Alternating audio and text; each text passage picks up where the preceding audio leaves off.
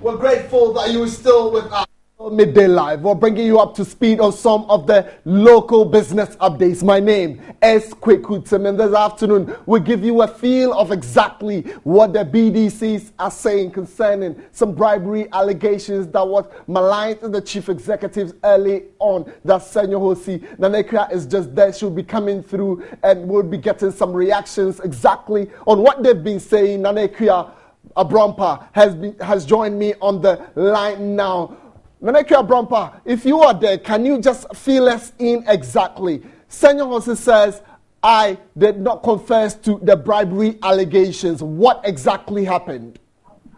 Well, Kweku, good afternoon to you and good afternoon to your viewers. We have the BDC, that is the Ghana Chamber of Bulk Oil Distributors meeting the press this afternoon. And yes, Senyo Hosi said he did not do as you just stated. Well, the main issue is that with the particular voice you were mentioning, that is the tape you just mentioned, the issue has to do with a tape which was not really a confession to the allegations associated and concocted as is being stated. He explained categorically that the tape in question was a 3-month issue that came up with the BDCs. That is the issue that they were dealing with in terms of issues that they weren't really a part of, and he wasn't the one who was responsible for any of the allegations that are being given to him. And another issue that they also raised has to do with the reports that came from ENY, which they described as reliance restricted, meaning that one would need a forensic report to really confirm that they have committed fraud. And with a draft they had from the ENY, which was described as a reliance restricted report, it had no forensic reports and does not really implicate the BDCs as stated. Well, they have decided that they would call on the president as well as the petroleum minister to set an investigative committee to really investigate the matter, which they think is not really good, looking at the recent publications by some media on the issue. And they are further saying that the BDCs are willing to take any legal action against BOS to establish its liability and also secure some payments for BOS to do so. And BOS will be liable for any accruing financial costs for delayed payment of its liabilities to the BDC. So basically, these are the issues being raised by the BDCs. Kweko. All right, Nana. It's quite interesting, the trend of events coming up. Now, if you look at his demeanor, I don't know if he did address the press personally. Now, what were some of the things that he personally came up with? And can you also take advantage and describe his mood a little bit to us? Well, mood-wise, Kweku, I would describe Senyo as being calm and coming out with what the BDC believes is the facts of the issues. One big issue that came up was the BDC is being accused of overdrawing 2.13 billion liters of BOS stocks, which they say did not exist from depots whose combined storage capacity does not even exceed 425 million liters.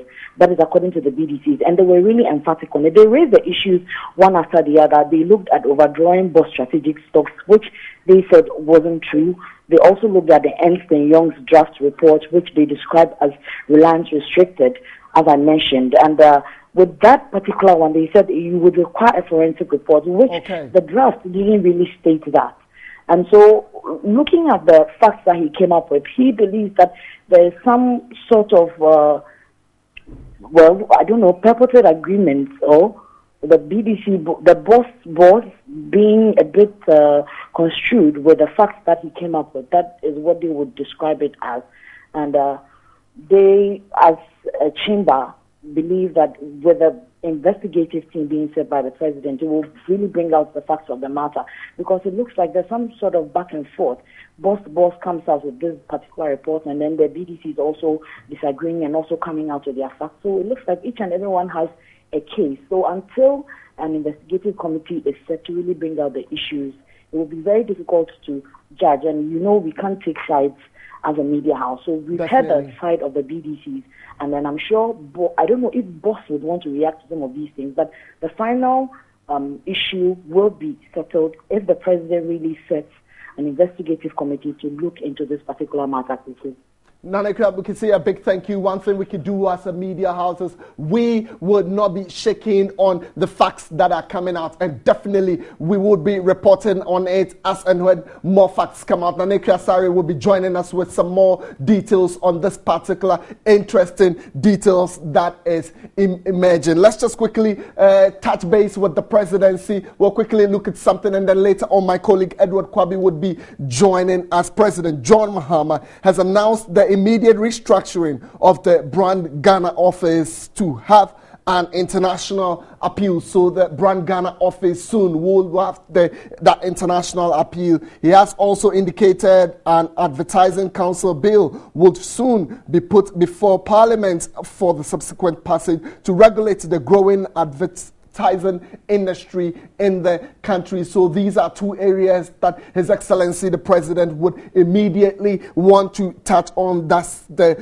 Brand Ghana office to have an international appeal, and also he is looking at the Advertising Council bill that would be put before Parliament for a subsequent passage to regulate the growing advertising industry. In other stories, the increasing rate of onion imports from neighboring Burkina Faso is putting onion farmers in Pusiga out of business. The Pusiga District Assembly says it is seeking support to fully harness the production of onions to help improve on the living standards of the people.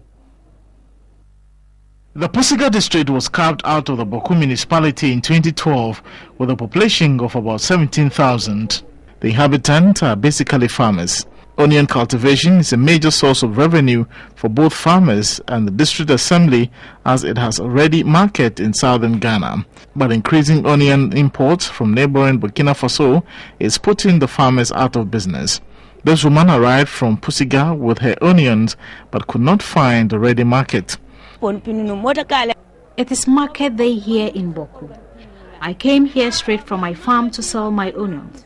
But as you can see, onions all over, and I will have to go back home with my own. The district chief executive of Pusiga, Abuglila Alasan, has since been battling with ways to tackle the situation. One farmer who can harvest about 3-4 trucks of onions who would like to reduce it to be able to get ready market. What we are doing is that we try to give some training to the farmers as to how best they can store the product. All right, so early on we went to the presidency. The president just finished addressing the ongoing International Advertising Association Africa Rising Conference here in Accra. Eddie Kwabi has joined us with the latest details. Eddie, Brand Ghana office to have an international appeal. Eddie Kwabi will shortly be joining us on the line with the latest updates. His Excellency the President just finished addressing the ongoing International Advertising Association Africa Rising Conference here in Accra. Some of the emerging issues that came up, Brand Ghana office to be given that international appeal, and also the Advertising Council bill would soon be put before Parliament so that it would be passed to regulate the growing advertising industry. Eddie Kwabi is our presidential correspondent. He should be joining us in just about a while to tell us exactly what the president has been saying there. Eddie, if you're on the line, a very good afternoon. We're sincerely grateful with the time. Eddie is on, so he would shortly join us. He's on the backpack, so let's take the updates. And our hospitality. There's no doubt in the world's mind that Africa is indeed rising, and there are many positives coming out of the once so-called dark continent. Distinguished ladies and gentlemen, I'm happy that Accra, Ghana is hosting the International Advertising Association Leadership Conference for the continent and the world's advertising and marketing communications industry. Dubai, Beijing, Mumbai, Moscow, Sydney, and other cities have been the choice venues for the IAA's major industry events in the past. Accra has therefore today joined the IAA's prestigious lineup of locations, and it's my expectation that this partnership between the IAA and the Advertising Association of Ghana will help enhance, build, and introduce the Ghanaian marketing and communications firms into the world-class industry.